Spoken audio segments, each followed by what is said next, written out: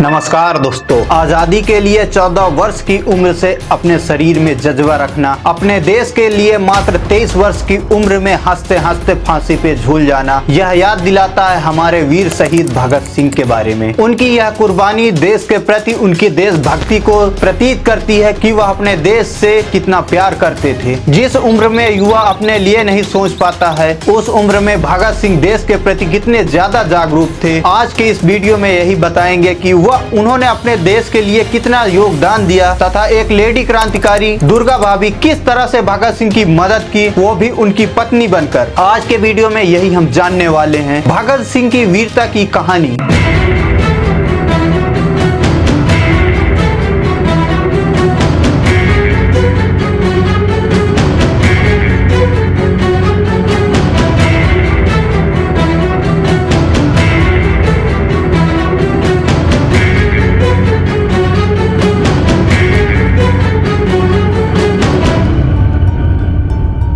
भगत सिंह एक प्रमुख क्रांतिकारी और राष्ट्रवादी थे। भगत सिंह का जन्म 28 सितंबर 1907 को पंजाब के लायनपुर जिले के बंगा नामक एक छोटे से गांव में हुआ था। यह अभी प्रेजेंट टाइम पे पाकिस्तान में पड़ता है। इनका जन्म एक सिख परिवार में हुआ था। इनके पिता का नाम सरदार किशन सिंह और माता का नाम विद्यावती कौर था। इनके चाचा जी अजीत सिंह और स्वर्ण सिंह थे। इनका पैतृक गाँव खटकड़ कला है, जो की पंजाब में वर्तमान समय में भारत में पड़ता है। जब भगत सिंह का जन्म हुआ था, तब इनके पिताजी और इनके चाचा अजीत सिंह जेल में बंद थे। अंग्रेजों ने एक बिल पास किया था, नाहर उपनिवेशीकरण। इसके खिलाफ प्रदर्शन करते समय अंग्रेजों ने उनको गिरफ्तार कर लिया था और जेल में डाल दिया था। भगत सिंह के चाचा अजीत सिंह ने भारतीय देशभक्त संघ की स्थापना की थी। अजीत सिंह चिनाब नहर कॉलोनी के बिल के खिलाफ किसानों को आयोजित किया और इसका प्रदर्शन भी किया था। इस तरह उस समय तक अजीत सिंह के ऊपर 22 मुकदमे दर्ज हो चुके थे, जिसके कारण उनको ईरान पलायन करना पड़ा। भगत सिंह का परिवार गदर पार्टी के समर्थक में था। इन्हीं सभी कारणों के वजह से ही भगत सिंह बचपन से ही देशभक्त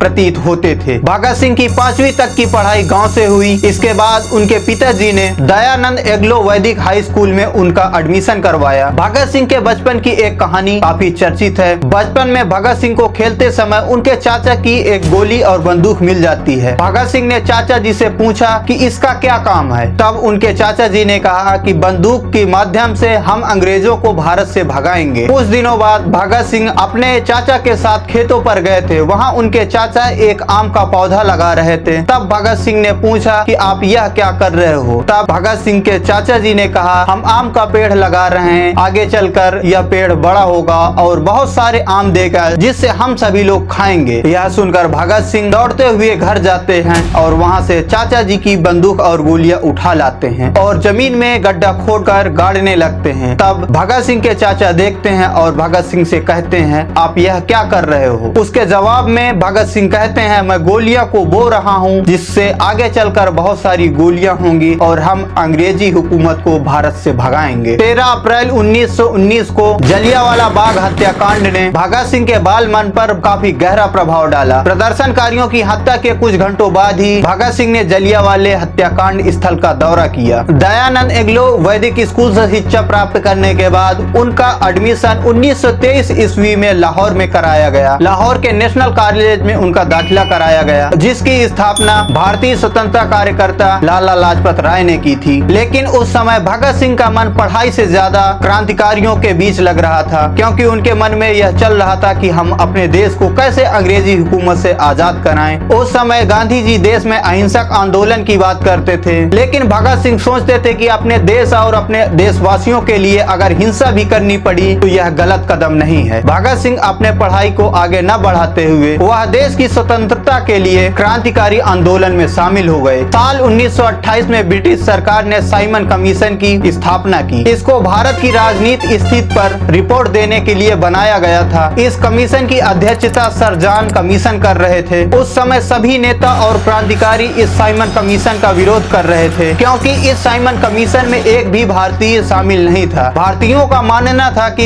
इस साइमन कमीशन में एक भी भारतीय शामिल नहीं है। इसमें अंग्रेज अपने मन मुताबिक रूल बनाएंगे जो भारतीयों के लिए सही नहीं बनाई। योजना के अनुसार राजगुरु और भगत सिंह लाहौर कोतवाली के सामने व्यस्त मुद्रा में टहलेंगे। उधर इनके एक दोस्त जय गोपाल अपनी साइकिल को लेकर ऐसे बैठेंगे जैसे कि वह खराब है। गोपाल के इशारे पर दोनों लोग सचेत होंगे। उधर चंद्रशेखर आजाद पास के DAV स्कूल की चार दीवारी के पीछे बैठकर इस घटना को अंजाम देने का और रक्षक करने का काम करेंगे। 17 दिसंबर 1928 को करीब 4:05 जिससे वह मर गया, लेकिन इसके तुरंत बाद भगत सिंह ने 3-4 गोलियां और दाग दी।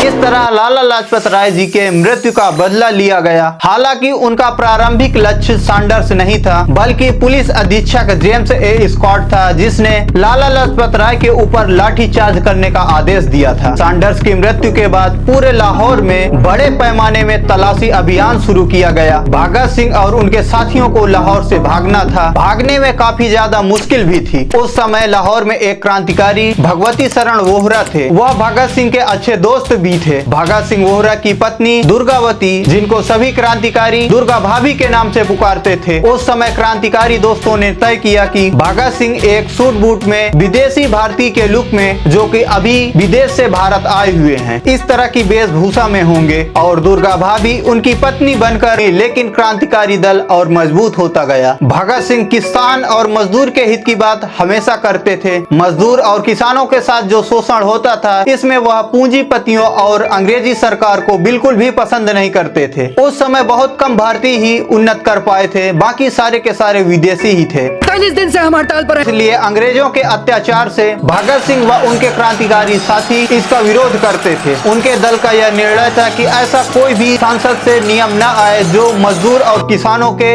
अनहित में हो। सरकार ट्रेड डिस्प्यूट बिल और पब्लिक सेफ्टी बिल के जरिए उनका गला घोटने की कोशिश कर रही है। सारी स्ट्राइक के गैर कानूनी करार कर देगी। बिना सबूत, बिना मुकदमे किसी को भी उठा के जेल में डाल देगी। वॉइसरॉय अपनी स्पेशल पावर का इस्तेमाल करके असेंबली में दोनों बिल पास करने की कोशिश करवाएगा। भगत सिंह और उनके साथी यह चाहते थे कि अंग्रेजों को भी यह पता चले कि अब हिंदुस्तानी जाग उठे हैं। हिंदुस्तानियों के हृदय में भी ऐसी नीतियों के खिलाफ आक्रोश है। उस समय कांग्रेस और कुछ भारतीय नेता भगत सिंह व उनके क्रांतिकारी दोस्तों को देशद्रोही भी बताते थे, देशद्रोही मानते थे। भगत सिंह का तरीका कुछ लोगों को पसंद नहीं था, क्योंकि इनका तरीका हिंसक था, इसलिए वह भगत सिंह को देशद्रोही भी कह रहे थे। ऐसा करने के लिए ही भगत सिंह व उनके साथियों ने दिल्ली की केंद्रीय असेंबली में बम फेंकने की योजना बनाई। भगत सिंह चाहते थे कि इससे कोई खून खराबा न हो और अंग्रेजों तक उनकी आवाज भी पहुंच जाए। असेंबली में बम फोड़कर लेकिन सभी लोग यह नहीं चाहते थे। लेकिन अंत में सभी के अनुमति से यह फैसला लिया गया और यह काम करने के लिए भगत सिंह तथा बटुकेश्वर दत्त को चुना गया। निर्धारित समय अनुसार 8 अप्रैल 1929 को केंद्रीय असेंबली में इन दोनों ने एक ऐसे स्थान पर बम फेंका जहां पर कोई मौजूद नहीं था। पूरे असेंबली में धुआं धुआं हो गया।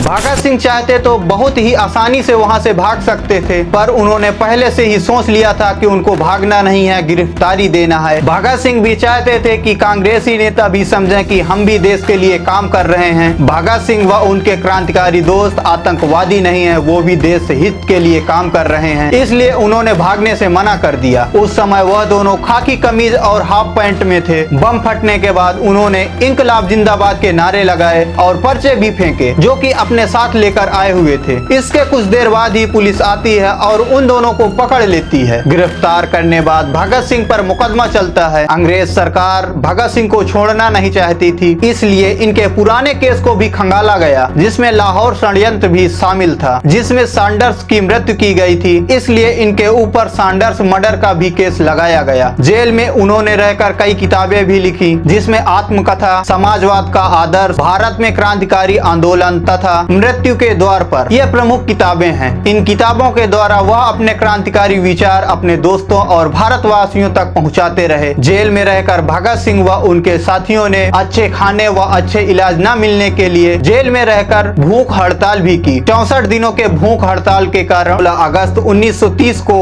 अदालत ने भगत सिंह को भारतीय दंड संहिता धारा 302, 129 तथा विस्फोटक पदार्थ अधिनियम की धारा 4 और 6F तथा IPC की धारा 120 के अंतर्गत अपराधी सिद्ध किया, जिसमें भगत सिंह, राजगुरु और सुखदेव को फांसी की सजा सुनाई गई। फांसी की सजा सुनाए जाने के साथ ही पूरे लाहौर में धारा 144 लगा दी जाती है। इसके बाद भगत सिंह की फांसी की माफी के लिए कई अपील भी की जाती है, लेकिन वह खारिज हो जाती है। इनमें से पंडित मदन मोहन मालवीय ने 14 फरवरी 1931 को अपील दायर की थी और भी अपीलें गई थी, लेकिन सारी अस्वीकार कर दी जाती हैं। कुछ लोगों ने भगत सिंह से कहा कि वह ब्रिटिश सरकार को फांसी के लिए माफी का आवेदन लिखे, लेकिन भगत सिंह ने साफ मना कर दिया। 23 मार्च 1931 को शाम के करीब 7:30 बजे भगत सिंह और इनके दोनों साथियों को फांसी देना था। यह फांसी 24 मार्च को सुबह होनी थी, लेकिन जनता का आक्रोश बहुत ज्यादा था, इसलिए यह फांसी लगभग 11 घंटे पहले 23 मार्च को शाम को ही देनी तय की गई। फांसी पर जाने से पहले भगत सिंह लेनिन की जीवनी पढ़ रहे थे। जेलर ने भगत सिंह से कहा कि आपके फांसी का वक्त ज्यादा न भड़क जाए, इसलिए अंग्रेजों ने उनकी बॉडी उनके घर वालों को नहीं दी और रात्रि में ही उनके बॉडी के कई टुकड़े करके बोरी में भरकर सतलज नदी की ओर फिरोज ले गए और वहां रात्रि के समय ही जला दिया। गांव के लोगों ने जब आग लगी देखा, तब गांव के लोग करीब आ गए। यह देखकर अंग्रेजों ने उनके अधजले शरीर के टुकड़े को सतलज नदी में फेंक दिया और डर कर भाग गए। जब गांव वाले पास आए, तब इनके मृत शरीर के अधजले टुकड़े को एकत्रित किया। इसके बाद विधिवत दाह संस्कार किया गया। इस तरह तीनों वीर शहीद हमेशा इतिहास के पन्नों में हमेशा के लिए अमर हो गए। उनकी यह वीरता की कहानी हमारे बहुत से देशवासियों को प्रभावित किया। उसके बाद ही हमको 15 अगस्त 1947 को आजादी मिल पाई। आई होप आपको यह संपूर्ण जानकारी पसंद आई होगी। अगर जानकारी अच्छी लगी है तो आप कमेंट में